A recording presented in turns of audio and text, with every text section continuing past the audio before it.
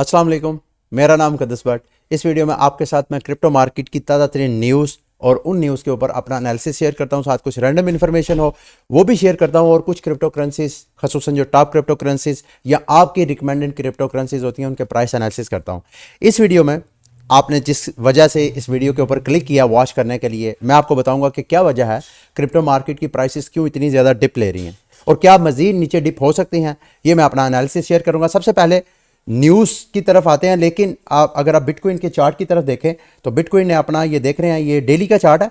इस डेली के चार्ट के ऊपर अगर बिटकॉइन की प्राइस को देखें तो आपने कल बिटकॉइन ने एकदम दोबारा मोमेंटम पकड़ा, एकदम ऊपर गई।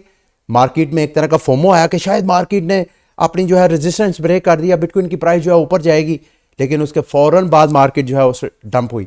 मार्केट क्यों डंप हुई है, इसमें मैनिपुलेशन तो कदरे कम नजर आती है, लेकिन कुछ फंडामेंटल चेंजेस हुए हैं वो मैं आपके साथ शेयर करता हूं। लेकिन अगर बिटकॉइन की मार्केट डाउन होती है तो सारी मार्केट पे उसका इफेक्ट होता है, और सारी मार्केट जो है वो डाउन होती है। बिटकॉइन की प्राइस ऊपर जाती है तो सारी मार्केट की प्राइसेस ऊपर जाती हैं। अब बिटकॉइन की प्राइस कहां तक मजीद नीचे जा सकती है वो आपको मैं बताता हूं। एक तो इसने अपनी स्ट्रॉन्ग रेजिस्टेंस को तोड़ा, जो 39,000 की उसकी प्राइस थी, 40,000 की प्राइस, ये रेंज है इसकी बिटकॉइन की स्ट्रॉन्ग सपोर्ट की। 40,000 38,000 की एक स्ट्रॉन्ग रेंज थी इसकी, जिसको इसने ब्रेक किया है। अब नेक्स्ट टारगेट, अगर बिटकॉइन की मार्केट मजीद नीचे डंप करती है, जिसके चांसेस मेरे दोस्तों भाइयों मुझे लगते हैं कि ऐसा हो सकता है, अगर ऐसा होता है तो बिटकॉइन की जो नेक्स्ट टारगेट है वो 33,000 की प्राइस है। उसके बाद मेजर मेजर सपोर्ट है, जो कि पिछले साल भी मई में जब सब कुछ हो गया, चाइना का फंड आ गया, मार्केट के और फंडामेंटल्स जो थे वो सारी मार्केट को नीचे लेके जा रहे थे, उस वक्त जो स्ट्रॉन्ग सपोर्ट बिटकॉइन की मार्केट ने दिखाई थी क्रिप्टो मार्केट में, अगर आप देखें तो वो 28,000 थी। तो अगर 33,000 को भी बिटकॉइन की प्राइस जो है वो ब्रेक कर जाती है तो नेक्स्ट टारगेट हमें 28,000 का नजर आएगा। ठीक है, तो ये था। अगर इथेरियम की तरफ नजर डालें तो इथेरियम जो है दूसरा बड़ा क्रिप्टो कॉइन है क्रिप्टो मार्केट का, उसकी प्राइस भी जो है अपनी स्ट्रॉन्ग सपोर्ट जो थी उसको ब्रेक करके 30,000 3,000 और 3,100 की प्राइस को ब्रेक करके उसकी प्राइस भी नीचे चले गई है। अब नेक्स्ट टारगेट जो है, एक तो ऑब्वियसली इस वक्त 2700-2800 की उसकी स्ट्रॉन्ग सपोर्ट बनी हुई है, अगर इसको ब्रेक कर देती है तो इथेरियम की नेक्स्ट प्राइस जो टारगेट होगा वो 2400 के करीब होगा। और ये मैं आपको रिकमेंड करना चाहता हूं कि अगर क्रिप्टो मार्केट जो है वो पैनिक की सूरत हाल में होती है तो ये शॉपिंग का टाइम होता है। लेकिन शॉपिंग के टाइम अगर आपने शॉपिंग वगैरह करनी है तो मेरी इस सारी इन्फॉर्मेशन को आपने एक फाइनेंशियल एडवाइस नहीं लेना। बीइंग अ जर्नलिस्ट मेरा सिर्फ काम है कि मैं आपको न्यूज़ जो क्रिप्टो मार्केट के हवाले से न्यूज़ है वो आपके साथ शेयर करूं, और साथ अपना एनालिसिस मैं आपके साथ शेयर करूं। लेकिन ज़रूरी नहीं मेरा एनालिसिस जो है वो रॉन्ग भी हो सकता है और राइट भी हो सकता है। तो इसके जो कॉन्सिक्वेंसेज हैं, चूँकि वो मेरी ज़ात की हद तक है, तो आपने अगर कोई भी मेरी इंफॉर्मेशन से कोई डिसीजन मेकिंग करनी है विद ड्यू डिलिजेंस और प्रॉपर रिस्क मैनेजमेंट के साथ करनी है। अच्छा, अब आते हैं जी क्या वजूहात हैं, वो आपके साथ मैं शेयर करता हूँ। ऑक्सी इन्फिनिटी के हवाले से बड़ी एक स्ट्रॉन्ग अपडेट है, वो भी मैंने आपके साथ शेयर करनी है। इसके अलावा तैयब उर्दगान साहब की मीटिंग हुई है एल सल्वाडोर के प्रेसिडेंट नायब बकूले, उसका क्या क्रिप्टो मार्केट के ऊपर इफेक्ट हो सकता है वो भी न्यूज़ शेयर करके आपके साथ में लास्ट में डिस्कस करूंगा। और संडे स्वैप से मुतल्लिक भी, जो कार्डानो का मोस्ट पॉपुलर और हाइप्ड डेक्स कॉइन है, उससे मुतल्लिक भी लेटेस्ट अपडेट है, वो आगे जाकर मैं आपके साथ शेयर करूंगा। लेकिन सबसे पहले मेजर वजह बनी जो क्रिप्टो की मार्केट में इस वक्त फियर एंड डाउट की सिचुएशन बनी है। कल जो रशिया, आपको पता है रशिया इस वक्त माइनिंग में देखा जाए तो दूसरा बड़ा मुल्क है जहां बिटकॉइन की माइनिंग और ओवरऑल जो प्रूफ ऑफ वर्क कंसेंसस की क्रिप्टो करेंसीज है उनकी माइनिंग का सेटअप जो है वो रशिया में है। और रशिया की जो स्टेट बैंक है, सेंट्रल बैंक है उनका, जैसा है हमारा स्टेट बैंक ऑफ पाकिस्तान है, इसी तरह उनके सेंट्रल बैंक ने भी गवर्नमेंट को रिकमेंड किया है कि आप ना सिर्फ ये देखें, Russia must ban crypto currencies, the countries central bank said, जो उनका सेंट्रल बैंक है उसने कहा है कि इसको बैन करना चाहिए। The report says cryptocurrencies are volatile, जो हमारे कंसर्न है सेंट्रल बैंक के, इसी तरह रशिया के, इसी तरह ओवरऑल सारी दुनिया के, इवन चाइना ने भी जो बैन किया था माइनिंग वगैरह को, चाइना के भी यही कंसर्न है। लेकिन इसका ये कतई मतलब नहीं है कि ये जो कंट्रीज़ हैं जो क्रिप्टो मार्केट को बैन करने की तरफ जा रही हैं या उनको किक आउट कर रही हैं इंडस्ट्री को, इसका ये कतई मतलब नहीं है कि उन्होंने ब्लॉकचेन टेक्नोलॉजी को रोक दिया। चाइना ने सारे माइनर्स को पिछले साल जो है अपने मुल्क से निकाल दिया, एक्सचेंजेस के जो रेगुलेशन हैं उनको अच्छा खासा टाइट किया। लेकिन इसके बावजूद आपको पता है चाइना का जो इस वक्त जो चेन सिस्टम है वो सारे का सारा अपना गवर्नेंस सिस्टम ब्लॉकचेन टेक्नोलॉजी की तरफ लेके जा रहे हैं। तो इसके अलावा आहिस्ता आहिस्ता इंडस्ट्री जो है मजीद जब मिच्योर होएगी, इस क्रिप्टो मार्केट की वोलेटिलिटी जब मध्यम होएगी, वोलेटिलिटी कम होगी, मार्केट उसी तरह बिहेव करेगी जैसे कि स्टॉक मार्केट या दीगर जो फाइनेंशियल मार्केट है उसकी तरह जब बिहेव करना शुरू होएंगी, तो फिर सारे ममालिक जो है ना सिर्फ उसको बाकायदा जिन जिन जिन जिन कंट्री ने इसको बैन किया है वही कंट्रीज इस इंडस्ट्री को दोबारा वेलकम करेंगे। तो इसकी जो रशियन सेंट्रल बैंक है उनकी रिपोर्ट ने कहा कि क्रिप्टो करेंसी जो है हाईली वोलेटाइल है और इलीगल एक्टिविटीज़ के लिए यूज़ होता है, और by offering an outlet for people to their money out of the national economy. और जो ये जो क्रिप्टो करेंसी या क्रिप्टो मार्केट है ये एक तरह का नेशनल थ्रेट है इकोनॉमीज़ को, क्योंकि लोग जो हैं यहाँ से पैसा निकाल के वो नेशनल इकोनॉमी से निकाल के इस इंडस्ट्री में डालते हैं। अच्छा, उसके बाद ये मतलब उनकी अपनी स्टेटमेंट है, ज़रूरी नहीं ये स्टेटमेंट बिल्कुल ऐसी है जैसे एक सेंट्रल बैंक ने क्या करना है, उसने अपनी नज़र में जो उनकी सूझबूझ है उस सूझबूझ को उन्होंने एक कलेक्टिव विजडम के तौर पे एक नेशनल कौमी मफाद के धारे में उसको लेके आना होता है। तो आगे एक दूसरी बड़ी न्यूज़ मैंने आपके साथ शेयर करनी है। Security and exchange commission America की, आपको पता है जब कभी भी इस तरह का फंड आता है उस फंड में लाजमी आपको security and exchange commission America का कोई ना कोई आपको लाजमी इनपुट आपको नज़र आता है। तो इनका अभी इन्होंने स्काई ब्रिज ने स्पॉट ETF के बारे में एप्लीकेशन दी थी पिछले साल मार्च में, यानी 2021 की मार्च में इन्होंने अप्लाई किया था। पहले ये उसको डिले करते गए, तो कल इन्होंने एकदम अचानक उसकी जो एप्लीकेशन है स्काई ब्रिज की वो रिजेक्ट कर दी। अभी एक और एप्लीकेशन पेंडिंग है। अगर वो एप्लीकेशन किन की है, न्यूयॉर्क डिजिटल इन्वेस्टमेंट ग्रुप की अभी पेंडिंग है। वो इन्होंने मेरा ख्याल है एक्सटेंड कर दी थी और जो इस साल के मार्च तक उन्होंने एक्सटेंड कर दिया। होपफुली जैसे पिछली 3-4 स्पॉट ETF के साथ इन्होंने बिहेव किया है इसी तरह शायद इसके साथ भी करें। जब इसके साथ करेंगे तो उसका भी मार्केट के ऊपर लाजमी इफेक्ट होगा। अच्छा, उसके बाद बिग डेवलपमेंट है, इसको अब बराह रास्त क्रिप्टो मार्केट के ऊपर बिटकॉइन की प्राइस के ऊपर के साथ रिलेट तो नहीं कर सकते, लेकिन बहरहाल इस बात को आपको मानना पड़ेगा कि जो क्रिप्टो मार्केट के उनके अंदर जो क्रिप्टो सेलिब्रिटीज़ हैं उनका बड़ा इम्पैक्ट होता है। जो उनके फॉलोअर्स होते हैं वो उनकी बात को बहुत फॉलो करते हैं। तो राहुल पाल एक यूँ समझ लें हेज फंड मैनेजर था एक्स बैंक्स का, और उसने पहले तो बिटकॉइन के बारे में वो बड़ा बुलिश था एकदम। जब उसने क्रिप्टो मार्केट में एंट्री ली तो बिटकॉइन को अच्छा खासा प्रमोट करना शुरू हुआ। रिसेंटली उसकी एक दूसरी किसी कंपनी के CEO के साथ ट्विटर पे बातचीत चल रही थी, काफ़ी टेंस गुफ्तगू उन दोनों की आपस में हो रही थी, आर्ग्यूमेंट्स हो रहे थे। उस दौरान उसने इंकशाफ किया कि उसके पास तो सिर्फ एक बिटकॉइन है, ये देखें, and that is your issue. I don't share your philosophy, so you attack me. Really, this is why I hold only one Bitcoin. The community has lost sight of inclusion. तो bitcoin की community के ऊपर उन्होंने तनकीद की, और जो एक बंदा पहले बिटकॉइन का प्रोमोनेंट था उसको प्रमोट करता था, एकदम उसने आगे कहा जी कि मेरे पास तो इसकी होल्डिंग ही नहीं है। तो इसका भी मेरी नज़र में एक इम्पैक्ट है, मतलब ओवरऑल बहुत ज़्यादा बड़े वॉल्यूम में नहीं हुआ लेकिन सेंटीमेंट्स को लाजमी इसने इफेक्ट किया होगा। तो एक और मेजर जो क्रिप्टो मार्केट की प्राइसेस को बेरिश करने वाला फैक्टर है वो अमेरिका में होने वाली मैक्रो इकोनॉमिक डेवलपमेंट्स हैं। वहाँ पे फेड जो है वो दोबारा टेम्परिंग करने शुरू हुई है, जिसकी वजह से वहाँ के जो इन्वेस्टर्स हैं उन इन्वेस्टर में एक तरह का खौफ, फियर और पैनिक जो है वो क्रिएट हुआ है। ये ना सिर्फ क्रिप्टो मार्केट के अंदर बल्कि जो ओवरऑल उनकी दूसरी एक्सचेंजेस हैं, जो दीगर जो इक्विटी मार्केट्स हैं उनके ऊपर भी इफेक्ट हुआ है। ये S&P इंडेक्स जो 500 बड़ा पॉपुलर, उसको भी देखे तो कल का ये अच्छा खासा पहले 3 दिनों से उसको क्रैश आ रहा है। तो जो इक्विटी मार्केट का इम्पैक्ट होता है, सेंटिमेंट्स होते हैं, उसका आपको क्रिप्टो मार्केट के अंदर भी इम्पैक्ट नजर आता है। तो ये कुछ न्यूज़ थी जिनको आप कह सकते हैं कि शायद इनकी वजह से क्रिप्टो मार्केट इस वक्त आपको बैरिश नजर आ रही है। और मजीद क्योंकि कोविड की वजह से दोबारा वो इन्वायरमेंट क्रिएट हो रहा है जो कि मार्च 2020 को स्टार्ट हुआ था। तो अगर उस तरह का इन्वायरमेंट होता है तो इन्वेस्टर जो है वो पैनिक की सूरत में अपना सरमाया जो है मार्केट से निकालता है। तो अगर ऐसा होता है तो मजीद क्रिप्टो मार्केट की जो प्राइसेस है वो नीचे जा सकती हैं। आपने पूरी तैयारी करनी है। अगर मजीद नीचे जाती हैं, मतलब मेरे से अगर आप पूछे तो मैं बिटकॉइन में अगर इन्वेस्टमेंट करना चाहूँ तो मेरी नज़र में 30,000 की प्राइस, 28,000 की प्राइस बेस्ट प्राइस है बाइंग के लिए।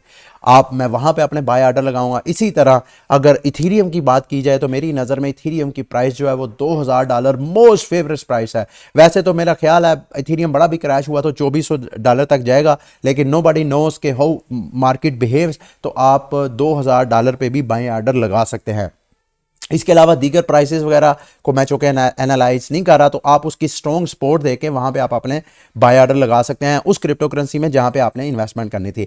अच्छा, ये जो क्रिप्टो मार्केट की मैंने सारे आपको इन्फॉर्मेशन शेयर की है, ये मेरी नज़र में सतही डेवलपमेंट्स हैं क्रिप्टो मार्केट के ऊपर, जिस वजह से जो क्रिप्टो मार्केट है उसका ओवरलुक ऐसे लग रहा है कि शायद जो है क्रिप्टो मार्केट जो है वो ऑन फ्लोर हो रही है, शायद वो ग्राउंड हो रही है।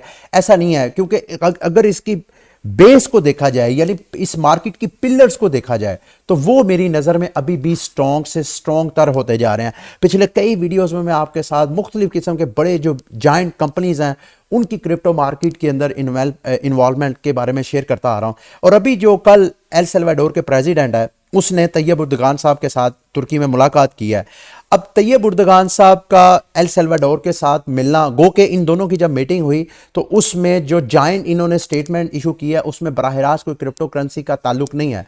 लेकिन ये कैसे मुमकिन है कि एल सल्वाडोर का प्रेसिडेंट किसी और मुल्क के प्रेसिडेंट को मिले जिसकी इकोनॉमिक सूरत हाल आलमोस्ट जो उसके पैसे की सूरत हाल है, तकरीबन जो टर्किश लीरा है पिछले एक साल में उसकी जो डीवैल्यूएशन है तकरीबन 40% उनकी टर्की की जो करेंसी है वो डीवैल्यू हुई है। तो इतनी ज़्यादा इन्फ्लेशन, पैसे का डीवैल्यू हो जाना और दीगर जो इकोनॉमिक प्रेशर्स हैं टर्की के ऊपर, इस सारी सूरत हाल से एल सल्वाडोर जो है वो गुजर रहा था। अब एल सल्वाडोर से अगर क्रिप्टो मार्केट के हवाले से टर्किश गवर्नमेंट कुछ हासिल करना चाहती है तो क्या चीज़ें हैं, जैसे एल सल्वाडोर ने अपने वोल्केनो से माइनिंग का सेटअप लगाया ताकि फ्री में, एक तरह का फ्री में नहीं तो सस्ते बिटकॉइन जो है वो रिजर्व के तौर पे रखा जाए। और जब मैंने आपको खुद बताया था, मेरा ख्याल है कोई महीने 2 महीने पहले की न्यूज़ है कि तैयब उर्दगान बजाते खुद जो है वो असम्बली में बिल पेश कर रहे हैं जिसमें वो क्रिप्टो मार्केट को रेगुलेट करके वहाँ से पैसा जनरेट करना चाहते हैं। और तैयब उर्दगान का मानना यह है कि अगर वो क्रिप्टो मार्केट को रेगुलेट करते हैं तो उससे उनके जो नेशनल इकॉनमी है वो स्ट्रॉन्ग होगी और उनके पैसे को अच्छा खासा सपोर्ट मिलेगी। तो एक तो माइनिंग का अगर टर्की में कुछ ऐसे सेटअप हैं जहाँ से ग्रीन पावर जनरेशन हो सकती है, तो वहाँ पे अगर माइनिंग के सेटअप लगाए जाएं तो सस्ते बिटकॉइन जो है वो माइन कर सकता है टर्की। और इसके अलावा एल सल्वाडोर में अट्रैक्शन क्या है इस मीटिंग के दौरान कि एल सल्वाडोर ने $1 बिलियन का बिटकॉइन बॉन्ड जो है वो सेल आउट करके $1 बिलियन लेना है। उस $1 बिलियन से एल सल्वाडोर अपने एक नया शहर जो है कायम करेगा।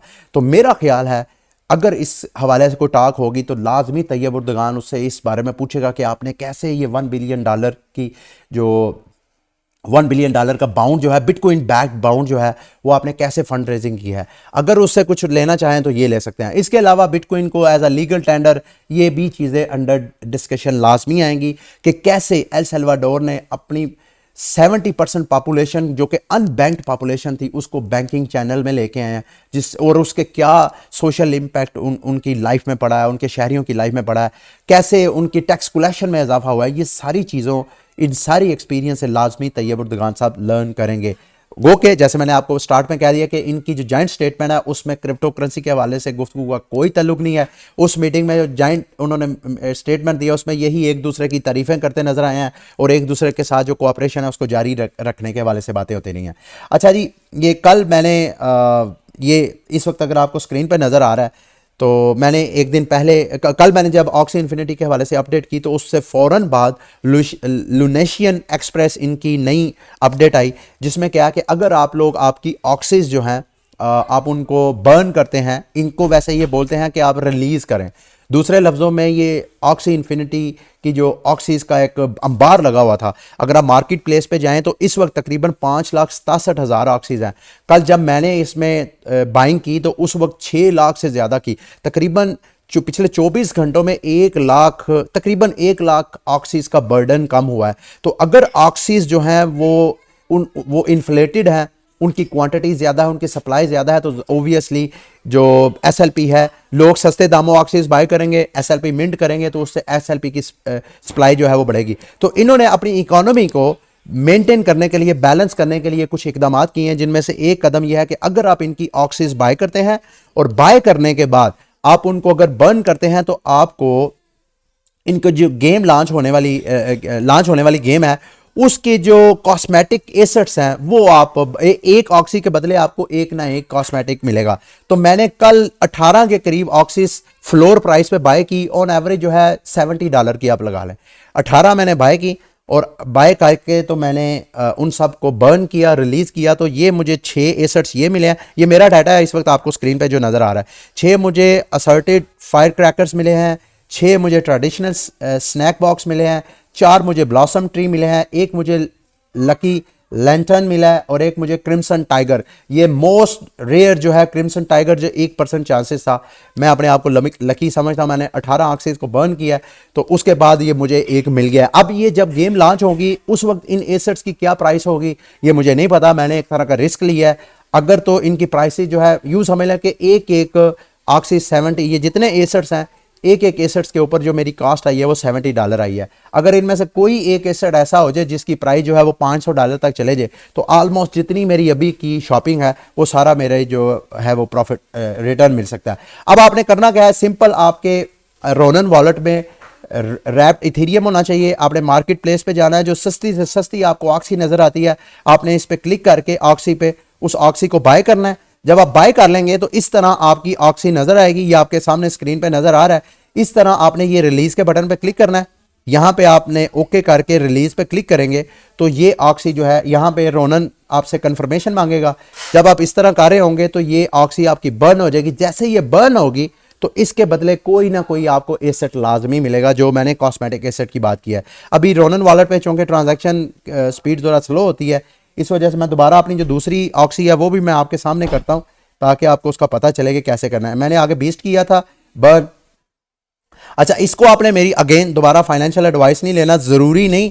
मैंने रिस्क लिया है तो आप भी लाजमी रिस्क ले। ये आपने खुद मैनेज करना है कि अगर आप कर सकें। ये देखें यहां पे इस ऑक्सी को गुड बाय फ्रेंड, उस ऑक्सी को गुड बाय फ्रेंड का है। ये मैं स्टेटिस्टिक्स देखना चाहूं तो यहां पे मैं क्लिक करूंगा।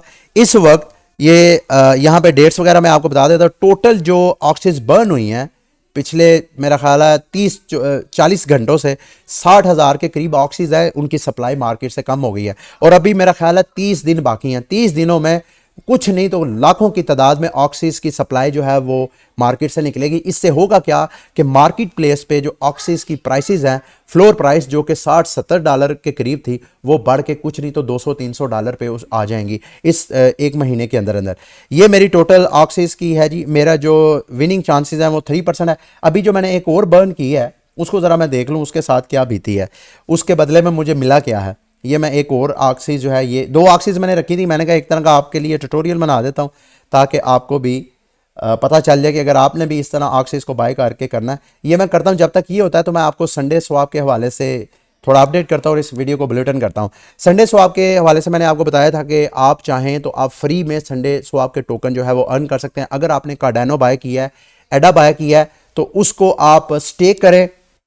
स्टेक आप यूराई जो इनका वॉलेट है वहां पे आप करें, और पूल्स जो है नॉमिनेटेड पूल्स वो वहां पे आपने करना है। मैं इस वीडियो की डिस्क्रिप्शन में जो जिस पूल पे मैंने अपने एडा स्टेक किए हैं आप वहां पे कर सकते हैं। अगर आप करना चाहें तो उसका एड्रेस मैं इस वीडियो की डिस्क्रिप्शन में दे दूंगा। वहां से आपने आईडी लेनी है, डेलीगेशन लिस्ट पे जाना है, वहां पे वो एड्रेस पेश करें और जो ब्लूम वाला आएगा उसको आपने अपने एडा स्टेक कर देने हैं। तो उससे आपको एडा टोकन अलग मिलेंगे और संडे स्वैप के टोकन अलग मिलेंगे। अगर आपको समझ नहीं आती है तो यहां से आप संडे स्वैप से और किस किस तरीके से अर्निंग कर सकते हैं। एक तो सिंपली आप यहां पे आके स्वैप पे क्लिक करें, अपने एडा दे के तो आप संडे स्वैप टोकन जो है वो बाय कर सकते हैं। ये एडा दें आप, और यहां पे आपने नहीं, मेरा ख्याल है स्वैप की अभी ऑप्शन जो है संडे स्वैप जो है अवेलेबल नहीं है, नहीं आ गया। ये देखें यहां पे आप अपना एडा दे के आप संडे स्वैप टोकन जो है वो बाय कर सकते हैं।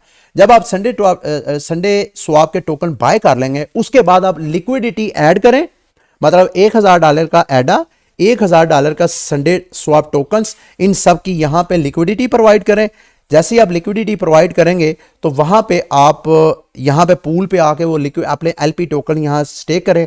यहां से आपको एक तो ट्रांजैक्शन फीस, जब भी कोई बंदा स्वैप करेगा एडा और संडे स्वैप का, उसका 0.3% आपको अलग से अर्निंग होगी। और इसके अलावा जब आप पूल में ऐड करेंगे तो यहां पे आपको संडे स्वैप के टोकन अलग जो है आप अर्निंग करेंगे। तो इस तरह कर सकते हैं। ये मैंने जो किया था नेक्स्ट जो रिलीज की थी। अब थोड़े स्टेटिस्टिक्स देखते हैं कि क्या मेरा अपडेट हुआ है कि नहीं। अभी 18 के करीब था, मैं दोबारा रिफ्रेश करता हूँ और देखता हूँ अगर मेरी गुड लक हुई तो मुझे जो मैंने 2 बर्निंग की हैं ऑक्सिस, उसके बदले कोई ना कोई रेयर टोकन अगर मुझे मिल जाए तो मेरी गुड लक है। तो इसके साथ ही जैसे ही ये स्टेटस आ जाएगा उसके बाद मैं वीडियो को एंड करूँगा। ये देखें जी, व्यू योर, नहीं जी, मुझे एक मिल गया ट्रेडिशनल स्नैक बॉक्स और एक मुझे ब्लॉसम ट्री मिल गया।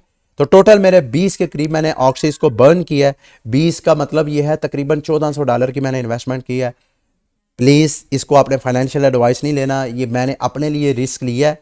और अगर आपने क्रिप्टो मार्केट के अंदर इन्वेस्टमेंट भी करनी है तो जो लॉ ऑफ द लैंड है, जो हुकूमत पाकिस्तान के लॉज हैं, उनके मुताबिक आपने क्रिप्टो मार्केट के अंदर इन्वॉल्वमेंट करनी है। अगर हुकूमत आपको कहती है कि आपने क्रिप्टो मार्केट में इन्वेस्टमेंट नहीं करनी, you have to be restrain yourself, आपने इन्वेस्टमेंट नहीं करनी। अगर हुकूमत पाकिस्तान आपको कहती है कि आपने इस तरीके से इन्वेस्टमेंट करनी है, आपने उसी रेगुलेटेड तरीके के ज़रिए इसमें इन्वेस्टमेंट करके अर्निंग करनी है। और अगर हुकूमत पाकिस्तान आपको कहती है कि आपने कैपिटल गेन करके हमें उस पर टैक्स देना है, तो आपको टैक्स भी देना चाहिए। ये अच्छे शहरी होने का सबूत है। ठीक है, ये था आज का बुलेटिन। उम्मीद करता हूँ कि आज का बुलेटिन भी आपके लिए इन्फॉर्मेटिव रहा होगा।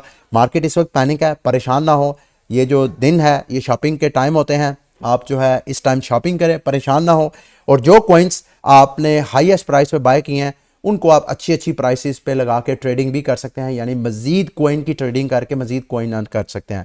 उसके ऊपर अलग से मैंने एक वीडियो बनाई है, यूट्यूब पे आप लिखें इल्म आलिम कॉइन ट्रेडिंग, तो आपको वीडियोस मिल जाएंगी। वहां पे आप लर्न करेंगे कैसे आप कॉइन्स की ट्रेडिंग करके मजीद कॉइन जनरेट कर सकते हैं। अगली वीडियो तक के लिए मुझे इजाज़त, अल्लाह हाफिज़।